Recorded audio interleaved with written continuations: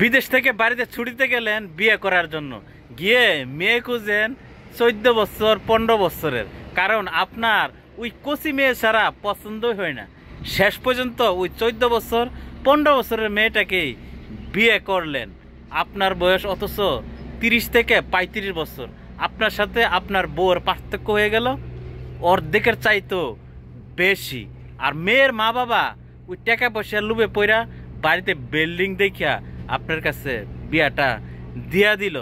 যাই হোক, বিয়ে করার 1 সপ্তাহ পরেই বউ আর আপনাকে ভালো লাগে না, কারণ আপনার বউর বান্ধবীরা বলে, বান্ধবী রে কি বিয়াটা নাই করলি, তোর জামাইয়ের বয়স তো তোর সাথে অর্ধেকের চাইও তো বেশি, দেখতে মনে হয় তোর বাপ চাচার বয়সের।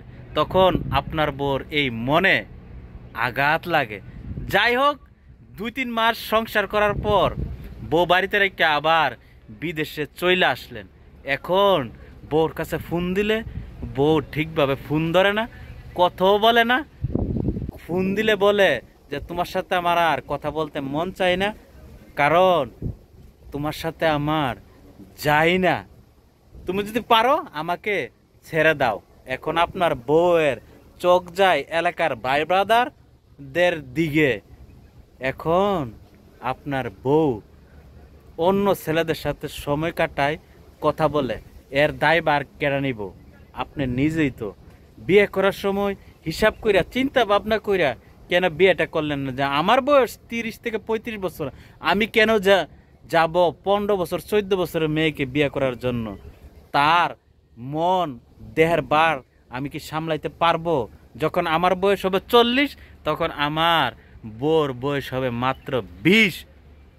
তখনই তো আপনার বউ পরপুরুষের দিকে হাত বাড়িয়ে দেবে প্রক্রিয়া করার জন্য।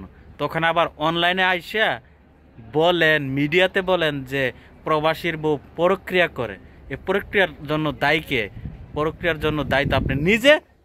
বাইরে যারাই দেশ যান বিয়ে করার জন্য, আপনার বয়স 30-35, অন্তত পক্ষে বয়সটা সমঝোতা রাখিয়া বিয়াটা কইরেন, তা না হলে কিন্তু পছলাইতে হইব। আর নীরবে 2 চোখের পানি ফালাইতে হইব, এ পানির কোনো মূল্য নাই।